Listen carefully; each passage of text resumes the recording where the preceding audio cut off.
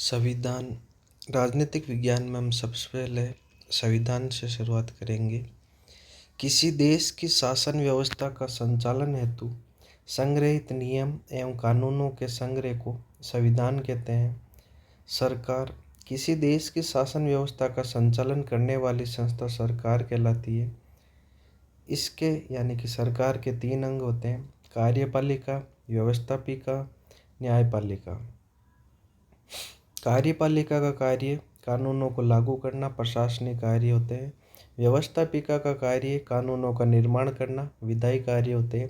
न्यायपालिका का कार्य कानूनों की जांच करना, न्यायिक कार्य करना।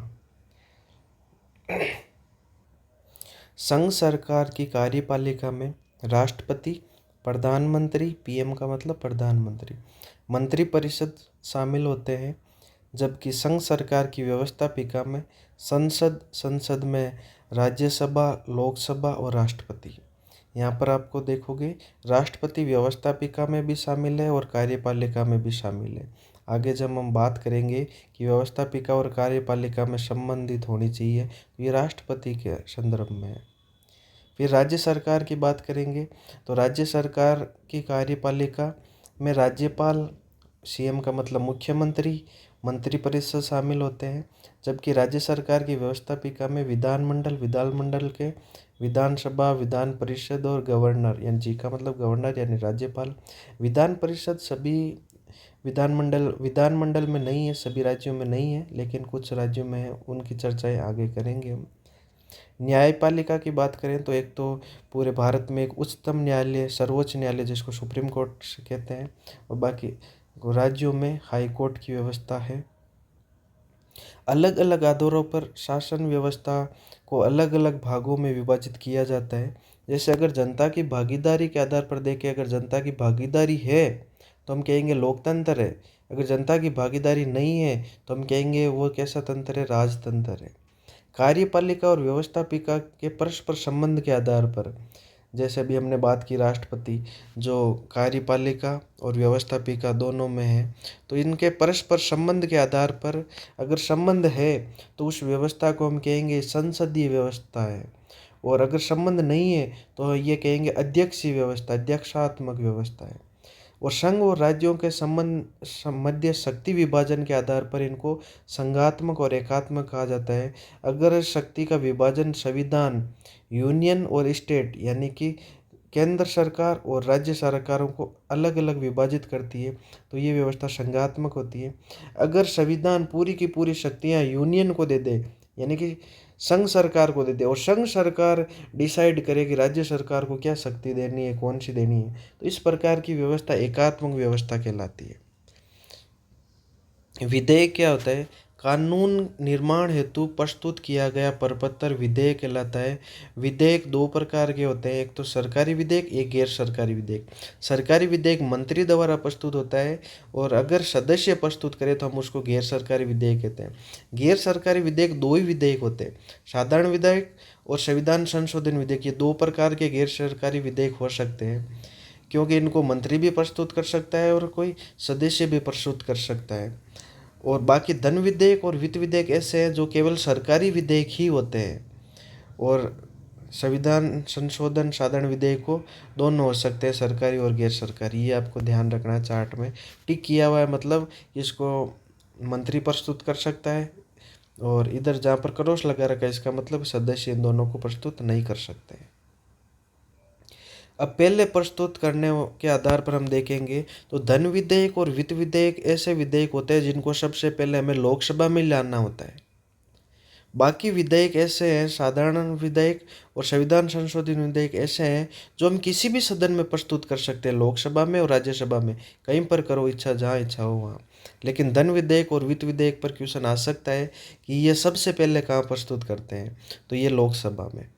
अब पुनः विचार के लिए राष्ट्रपति एक बार पुनः विचार के लिए किन विधेयक को भेज सकता है और किन को नहीं लौटा सकता है, इसको आपको ध्यान में रखना है कि साधारण विधेयक और वित्त विधेयक को तो एक बार पुनः विचार के लिए लौटा सकता है, लेकिन संविधान संशोधन विधेयक और धन विधेयक को वापस पुनः विचार के लिए नहीं लौटा सकता, ये ध्यान रखना। और संयुक्त बैठक बुलाने की अगर राष्ट्रपति 108 आर्टिकल 108 के तहत संयुक्त बैठक बुलाता है, ये किन पर बुला सकता है और किन पर आयोजित नहीं कर सकता, तो आपको ध्यान में रखना है। जिन पर भी पुनर्विचार के लिए हमने देखे हैं ना, उन पर तो बुला सकता है, और जिनको वापस नहीं लौटा सकता पुनर्विचार के लिए, उन पर नहीं बुला सकता। इतना सा ध्यान रख लेना। तो साधारण विधेयक और वित्त विधेयक को पुनर्विचार के लिए एक बार लौटा सकता है, तो इन पर संयुक्त बैठक का भी आयोजन कर सकता है। संविधान संशोधन और धन विधेयक पर ना तो वो पुनर्विचार के लिए लौटा सकता है, ना ही इस पर संयुक्त बैठक बुला सकता है। फिर हम भाग 5 की बात करेंगे। भाग 5 में अनुच्छेद 52 से लेके 151 तक के अनुच्छेद हैं। ये सबसे पहले हम भाग 5 पर इसलिए पहुंच रहे हैं क्योंकि यहाँ पर क्वेश्चन आने की संभावना ज़्यादा है, बाकी पढ़ेंगे पूरा। भाग 5 में अनुच्छेद 52 से लेके 151 तक है। तो सबसे पहले तो कार्यपालिका बता रखी है भाग 5 में, जो 52 से लेके 78 तक है, 52 से 78 तक है। व्यवस्थापिका 79 से 123 तक है। न्यायपालिका 124 से 147 तक है। केक की व्यवस्था 148 से 151 तक है।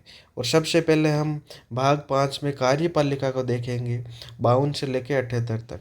कार्यपालिका में सबसे पहले राष्ट्रपति, आर्टिकल 52 में लिख रखा है भारत का एक राष्ट्रपति होगा, यानी कि राष्ट्रपति के पद की बात की गई है। और ये राष्ट्रपति का पद कहाँ से लिया गया है, ये क्वेश्चन आया हुआ है, इसको ध्यान रखना है। ये यूएसए से लिया गया है। फिर आर्टिकल 53 अनुच्छेद 53 में लिख रखा है संघ की कार्यपालिका की समस्त शक्तियां राष्ट्रपति में निहित होगी, और राष्ट्रपति इन शक्तियों का उपयोग स्वयं भी कर सकता है या अपने जो अधीनस्थ हैं उनके माध्यम से करेगा। राष्ट्रपति का कार्यकाल कार्यपालिका का संवैधानिक प्रधान होता है। तो ध्यान रखना है, राष्ट्रपति कार्यपालिका का संवैधानिक प्रधान होता है। ये बातें इन आर्टिकल में लिख रखी है। लेकिन जो ये नीचे नोट है संसदीय शासन के बारे में लिख रहे, ये इस आर्टिकल में नहीं लिखा गया है।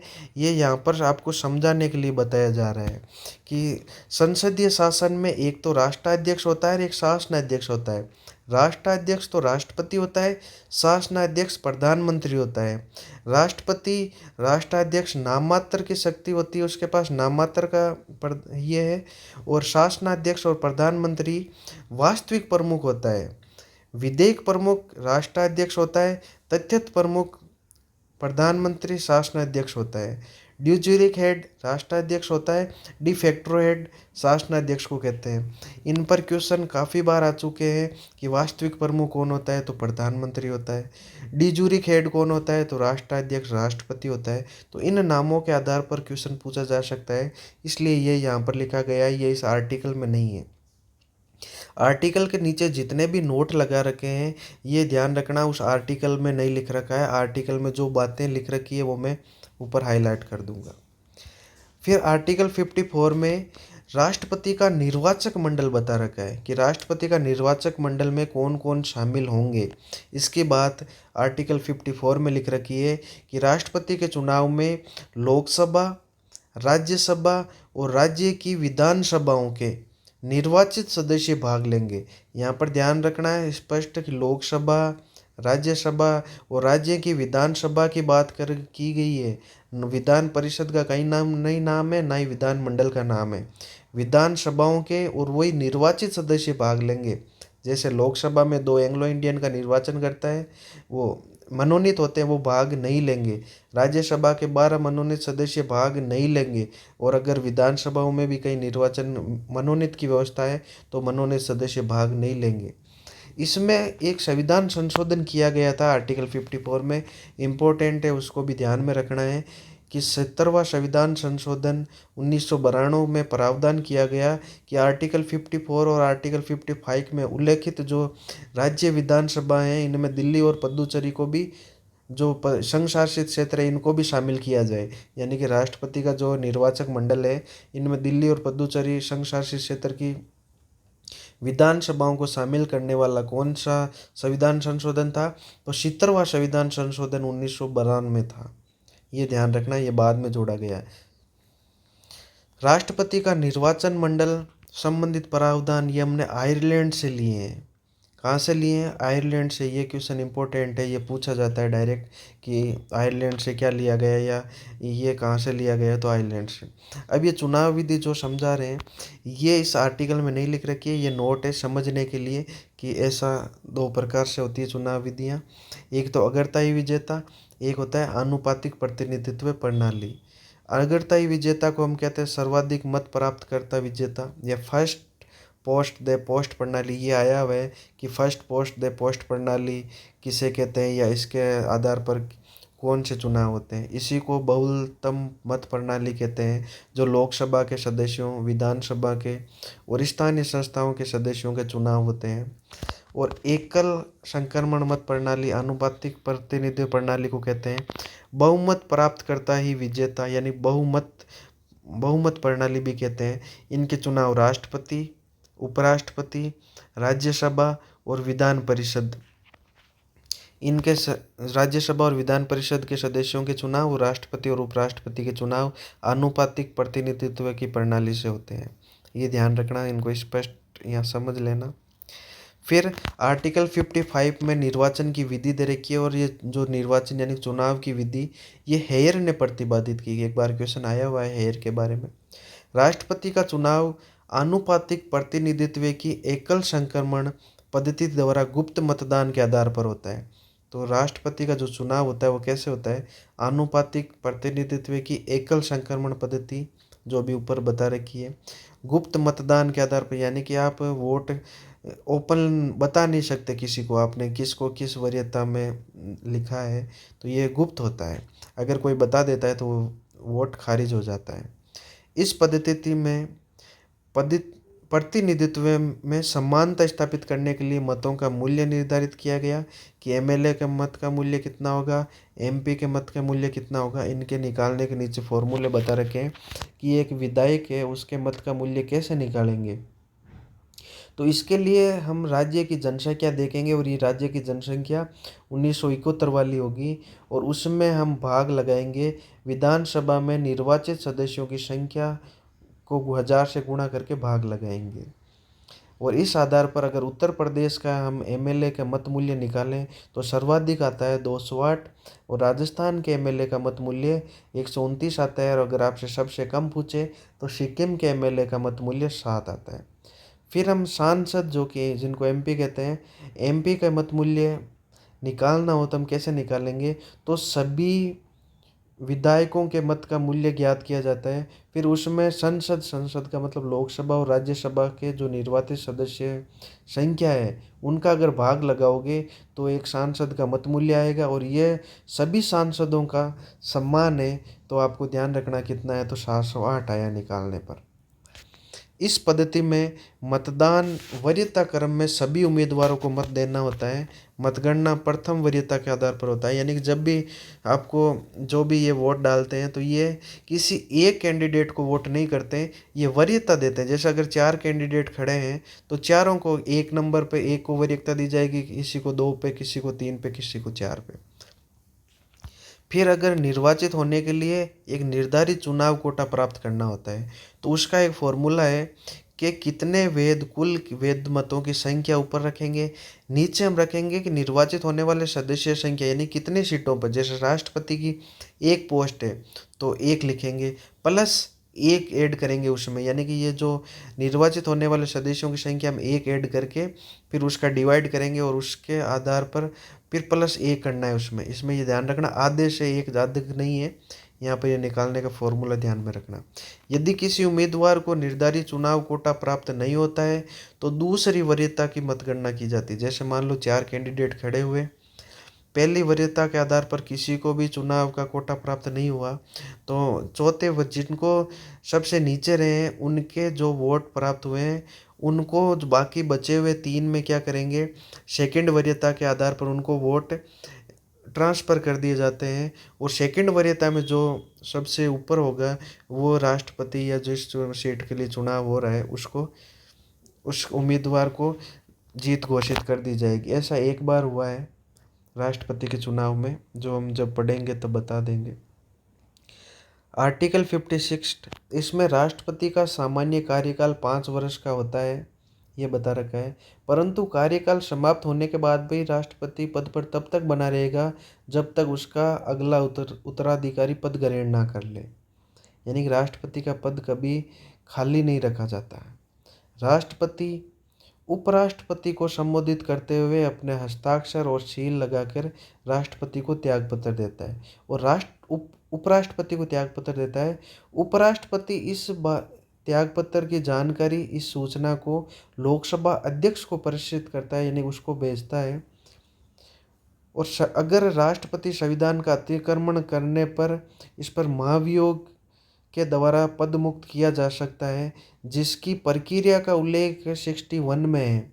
लेकिन संविधान का अतिक्रमण करने पर महाभियोग के द्वारा पद मुक्त किया जाना, यह आर्टिकल 56 में लिख रखा है। तो दोनों स्पष्ट क्वेश्चन ध्यान रख लेना कि अगर आपसे पूछे महाभियोग के द्वारा पद मुक्त किया जाना किस आर्टिकल में है, तो ये 56 में है। लेकिन अगर पूछ लिया जाए महाभियोग की प्रक्रिया का उल्लेख कहाँ है, तो वो 61 में है। आर्टिकल 57 इसमें लिख रखा है कि वह व्यक्ति जो राष्ट्रपति है या पद पर रह चुका है पुनः निर्वाचित हो सकता है, और पुनः निर्वाचित कितनी बार होगा इस पर कोई प्रतिबंध नहीं है, चाहे जितनी बार हो सकता है। ये ध्यान रखना इम्पोर्टेंट, 57 में ये बात लिख रखी है। लेकिन अमेरिका में एक व्यक्ति 2 बार ही राष्ट्रपति बन सकता है। वहाँ का कार्यकाल 4 वर्ष का होता है, अधिकतम 10 वर्ष हो सकता है, क्योंकि अगर वहाँ पर नियम है कि 20 जनवरी को अगर कोई शपथ नहीं लेता है उस दिन, तो वो पूरी साल काउंट नहीं होगी राष्ट्रपति रहते हुए भी। भारत में राजेंद्र प्रसाद 2 बार बने हैं। आर्टिकल 58 में योग्यता, राष्ट्रपति पद की योग्यता क्या होगी, ये 58 में लिख रखा है। तो योग्यता क्या होनी चाहिए, तो भारत का नागरिक हो, आयु 35 वर्ष पूर्ण हो, लोकसभा सदस्य निर्वाचित होने की योग्यता रखता हो। यहाँ पर इम्पोर्टेंट बात ध्यान रखना, लोकसभा सदस्य निर्वाचित होने की योग्यता रखता हो, ना कि लोकसभा का सदस्य होना जरूरी है। लोकसभा का सदस्य होना जरूरी नहीं है। वहाँ की लोकसभा की योग्यता क्या होती है, वो योग्यता होनी चाहिए उसके पास, वहाँ का सदस्य होना जरूरी नहीं है। लाभ के पद पढ़ने हो, ये 4 बातें आपको ध्यान रखनी है। और किन किन पद को लाभ के पद में शामिल नहीं किया गया है, तो ये ध्यान रखना। राष्ट्रपति का पद पी लिख रखा है, पी जहाँ पर भी यहाँ मिलेगा मतलब राष्ट्रपति है। और जो वीपी लिख रखा है ये यहाँ पर बात करेंगे तो ये उपराष्ट्रपति की, वाइस प्रेसिडेंट की बात हो रही है कि राष्ट्रपति का पद, वाइस प्रेसिडेंट का पद। और ये जी का मतलब जहाँ पर भी जी दिखे गवर्नर होगा, ये शॉर्ट नोट्स लिख रखे हैं। तो जी का मतलब राज्यपाल। और संघ और राज्य के अधीन जो मंत्री हैं ये लाभ के पद में शामिल नहीं होंगे। अगर यहाँ पर कोई व्यक्ति पद पर है तो उस दौरान भी वो योग्य है राष्ट्रपति का चुनाव में उम्मीदवार बनने के लिए। तो ये 5 ध्यान रखना, एक तो राष्ट्रपति का पद, एक उपराष्ट्रपति का पद, एक राज्यपाल का पद, और एक संघ के अधीन जो मंत्री हैं उनके, और एक राज्य के अधीन मंत्री हैं। ये लाभ के पद में काउंट नहीं होते हैं। आर्टिकल 59 राष्ट्रपति पद की शर्तें लिख रखी है। यहाँ पर पहली शर्त ये है, किसी भी सदन का सदस्य नहीं होना चाहिए। शर्त है कि कोई भी जो राष्ट्रपति बन रहा है वो किसी भी सदन, यानी लोकसभा का या राज्यसभा का या राज्यों में किसी भी सदन का क्या नहीं होना चाहिए, सदस्य नहीं होना चाहिए। अगर हो तो क्या होगा, हो तो जिस दिन वो राष्ट्रपति पद की शपथ लेगा उस दिन जहाँ का वो सदन का सदस्य है वहाँ की सदस्यता समाप्त मानी जाएगी, और कोई चिंता की बात नहीं है। अन्य कोई लाभ का पद ग्रहण नहीं कर सकता। जो ये आप देख रखे हो ऊपर, यानी कोई लाभ का पद ग्रहण नहीं कर सकता, राष्ट्रपति के लिए शर्त है ये।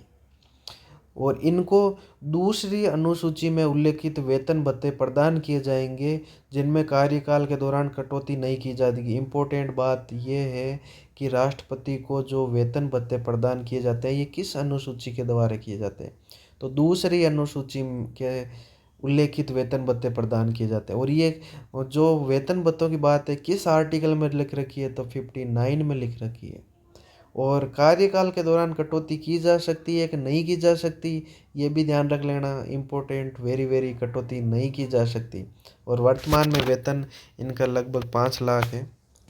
आर्टिकल 60 में लिख रखा है शपथ, राष्ट्रपति के पद की शपथ संबंधित प्रावधान है। यानी कि राष्ट्रपति या राष्ट्रपति पद पर जो कार्य करने वाला प्रत्येक व्यक्ति को राष्ट्रपति पद की तथा कार्य निर्वहन करने वाले को कार्य निर्वहन करने की सर्वोच्च न्यायालय का मुख्य न्यायाधीश या वरिष्ठ न्यायाधीश द्वारा दिलाई जाएगी। अगर मुख्य न्यायाधीश उपस्थित नहीं है तो वरिष्ठ न्यायाधीश शपथ दिला देगा। तो यहाँ पर इम्पोर्टेंट ये क्वेश्चन तो ये है कि शपथ कौन दिलाता है, और राष्ट्रपति शपथ लेता है या कार्य निर्वहन करने वाला व्यक्ति। तो दोनों को, राष्ट्रपति पद पर अगर राष्ट्रपति खुद कार्य कर रहा है तो राष्ट्रपति पद की शपथ लेगा, और अगर कार्य निर्वहन करने वाला कोई, जैसे उपराष्ट्रपति करेगा जब राष्ट्रपति अनुपस्थित होगा, तो उपराष्ट्रपति या कोई भी व्यक्ति जो राष्ट्रपति का कार्य निर्वहन का काम कर रहा है तो कार्य निर्वहन की शपथ लेगा।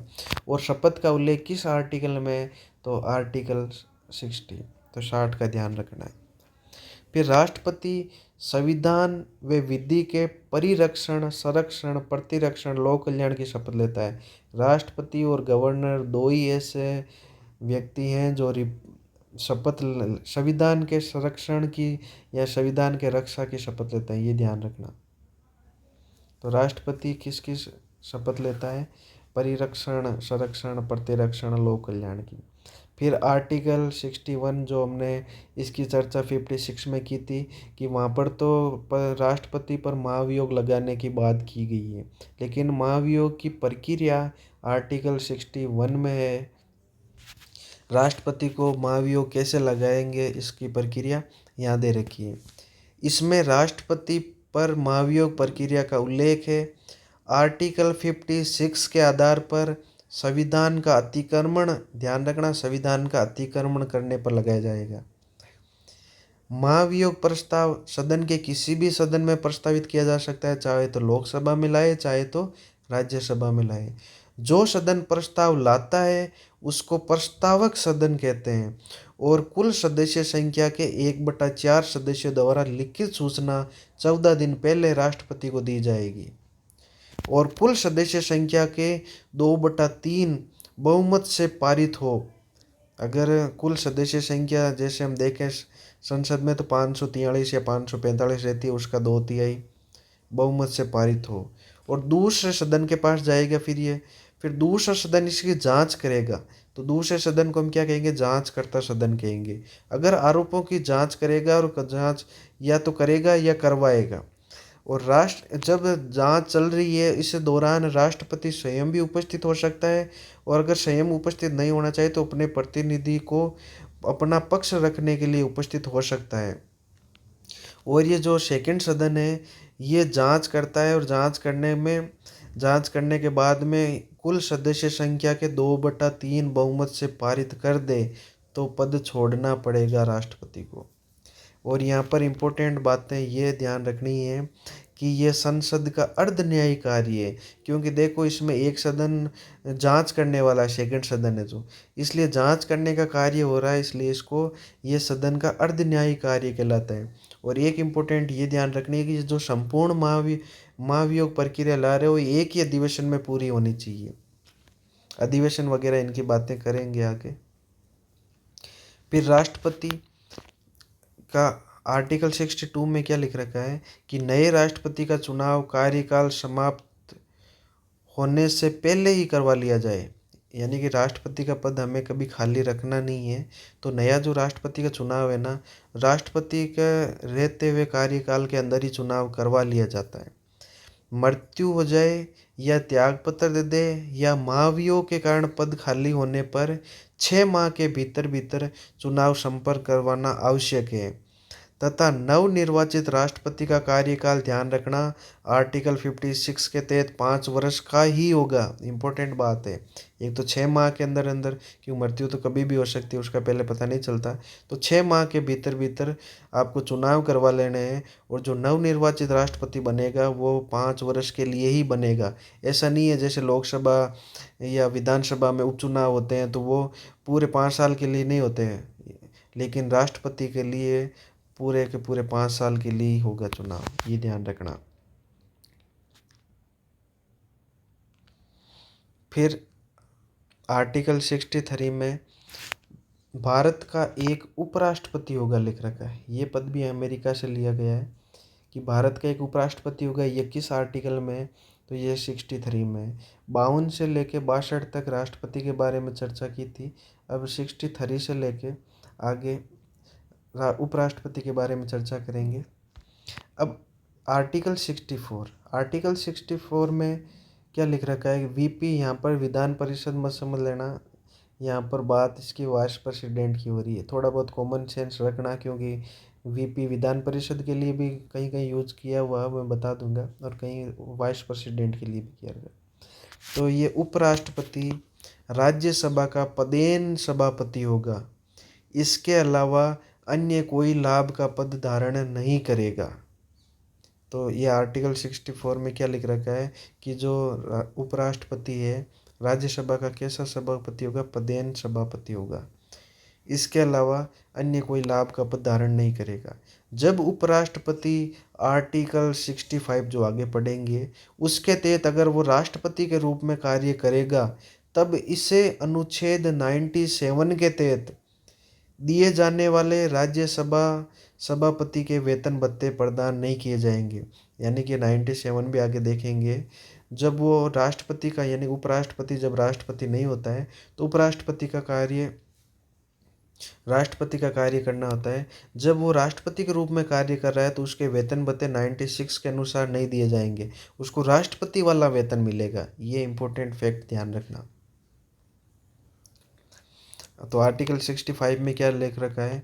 इसमें लिख रखा है राष्ट्रपति की अगर मृत्यु हो जाए या त्याग पत्र दे दे या महाभियोग के कारण राष्ट्रपति पद पर नहीं हो तो उपराष्ट्रपति क्या करेगा? राष्ट्रपति के रूप में कार्य करेगा। और नए राष्ट्रपति के पद ग्रहण तक मैक्सिमम 6 माह, ये मैंने आर्टिकल 62 में देख रखा था, क्योंकि 6 महीने में तो चुनाव हो ही जाएंगे। ये इसमें बात नहीं लिख रखी है, ये हम उस आधार पर कह रहे हैं कि ये मैक्सिमम 6 माह तक पद ग्रहण नए राष्ट्रपति तक रह सकता है। राष्ट्रपति के अवकाश पर होने, यानी कि या तो छुट्टी लेकर चला जाए या विदेश यात्रा पर होने या कार्य करने में असमर्थ होने, मान लो कोई बीमारी हो जाए, कार्य करने में असमर्थ हो, तो उपराष्ट्रपति राष्ट्रपति के पुनः पद ग्रहण करने तक राष्ट्रपति पद के कार्यों का निर्वहन करेगा। जब उपराष्ट्रपति राष्ट्रपति के रूप में कार्य करेगा या राष्ट्रपति के कार्यों का निर्वहन करेगा, तो इस अवधि के दौरान जो हमने आर्टिकल 59 के तहत राष्ट्रपति के वेतन भत्ते देखे थे वो उपराष्ट्रपति को मिलेंगे इस टाइम जब ये उपराष्ट्रपति राष्ट्रपति का कार्य कर रहा होगा। तो ये इम्पोर्टेंट बात रखना, 97 के अनुसार नहीं दिए जाएंगे उस टाइम जिस टाइम वो राष्ट्रपति के कार्य कर रहा है। फिर आर्टिकल 66 में क्या लिख रखा है 66 में कि उपराष्ट्रपति का चुनाव संसद के सभी सदस्यों, संसद में लोकसभा और राज्यसभा शामिल होती है, ध्यान रखना, सभी सदस्यों द्वारा आनुपातिक प्रतिनिधित्व की एकल संक्रमण मत पद्धति के तहत गुप्त मतदान के आधार पर होता है। तो 66 में उपराष्ट्रपति के मतदान की बात कर रखी है कि कैसे होता है इसका चुनाव। इसमें नोट ये ध्यान रखना, जो 11वां संविधान संशोधन 1961 के तहत संयुक्त अधिवेशन से के स्थान पर आनुपातिक प्रतिनिधित्व की एकल संक्रमण मत प्रणाली अपनाएगी।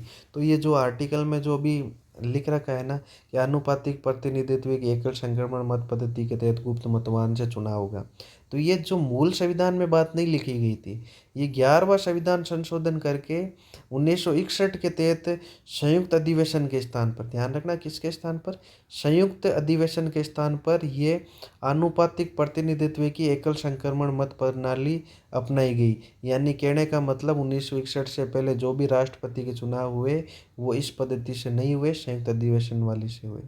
तो ये ध्यान रख लेना। पहले 2 बार तो राजेंद्र प्रसाद बन ही गए थे। फिर शर्त इसी आर्टिकल में शर्त, ये नोट है ना इस आर्टिकल में नहीं है, लेकिन ये जो शर्त वगैरह है ये आर्टिकल 66 में ही है। उपराष्ट्रपति किसी भी सदन का सदस्य नहीं होना चाहिए। तो जैसे हमने राष्ट्रपति के लिए बात की थी वैसे उपराष्ट्रपति किसी भी सदन का सदस्य नहीं होना चाहिए। अगर हो तो क्या होगा, हो तो जिस दिन वो उपराष्ट्रपति बनेगा वहाँ जहाँ का सदन का सदस्य है वहाँ की सदस्यता समाप्त हो जाएगी। उपराष्ट्रपति की योग्यता क्या है, तो पहले वही भारत का नागरिक हो, आयु 35 वर्ष पूर्ण कर चुका हो। और वहाँ पर तो हम कह रहे थे कि लोकसभा सदस्य राष्ट्रपति के लिए तो क्या कहा था कि लोकसभा सदस्य निर्वाचित होने की योग्यता हो, यहाँ पर राज्यसभा सदस्य निर्वाचित होने की योग्यता हो। यहाँ पर ध्यान रखना है योग्यता हो केवल, राज्यसभा का सदस्य होना जरूरी नहीं है। उपराष्ट्रपति होता है वो राज्यसभा का सदस्य नहीं होता है, ध्यान रखना, वहाँ का सदस्य होना जरूरी नहीं है, केवल वो निर्वाचित होने की योग्यता रखता हो, लाभ के पद पर न हो, यानी कि लाभ का पद नहीं होना चाहिए। आर्टिकल 67 में क्या लिख रखा है, सामान्य उपराष्ट्रपति का कार्यकाल 5 वर्ष का होता है, परंतु कार्यकाल समाप्त होने के बाद भी वो अपने पद पर तब तक बना रह सकता है जब तक उत्तराधिकारी पद ग्रहण करने तक। ये राष्ट्रपति को संबोधित करते हुए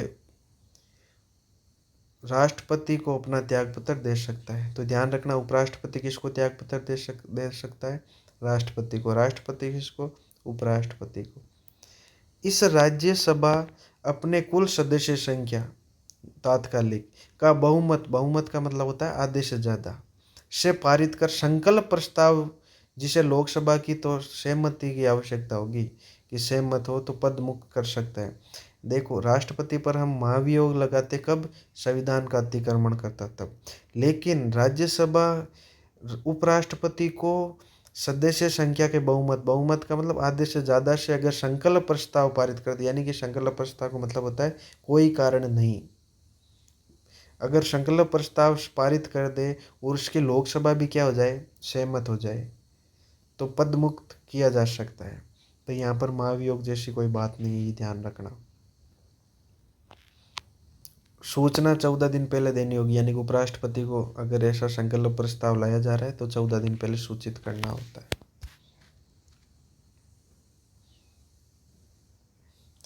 आर्टिकल 68 में क्या लिख रखा है कि उपराष्ट्रपति का चुनाव कार्यकाल समाप्त होने से पहले ही करवा लिया जाता है। वही बात, नहीं हो तो उत्तराधिकारी आने तक वो उपराष्ट्रपति खुद ही रहेगा। मृत्यु हो जाए, त्यागपत्र हो जाए, पद मुक्ति के कारण पद खाली हो जाए तो यथाशीघ्र चुनाव संपन्न करवाएंगे। यहाँ पर ध्यान रखना, यथाशीघ्र लिख रखा है, ऐसा 6 महीने की कोई बर्डन नहीं है, क्योंकि अगर उपराष्ट्रपति का पद खाली भी हो जाएगी तो ज़्यादा समस्या नहीं होने वाली। अगर राष्ट्रपति का पद आपको पता है अगर वो खाली रह गया तो समस्या हो सकती है, तो उसके लिए एक व्यवस्था तो ये है कि उपराष्ट्रपति राष्ट्रपति वाला कार्य कर ले, लेकिन यहाँ पर यथाशीघ्र चुनाव करवाया जाएंगे। कितने टाइम में करवाया जाएगा इसका उल्लेख नहीं है। आर्टिकल 69, इसमें राष्ट्रपति के पद की शपथ की बात रखी है कि उपराष्ट्रपति के पद की शपथ क्या है कि राष्ट्रपति या राष्ट्रपति द्वारा नामित व्यक्ति, राष्ट्रपति खुद भी या राष्ट्रपति अगर चाहे तो कोई अपने नामित व्यक्ति को क्या करता है, शपथ दिलाने के लिए भेज सकता है। तो उपराष्ट्रपति को पद की शपथ कौन दिलाता है, राष्ट्रपति या राष्ट्रपति द्वारा नामित व्यक्ति दिलाता है। उपराष्ट्रपति उपराष्ट्रपति पद के कर्तव्य तथा संविधान के प्रति सच्ची निष्ठा की शपथ लेता है। तो संविधान के प्रति सच्ची निष्ठा की शपथ तो 2 ही व्यक्ति लेते हैं,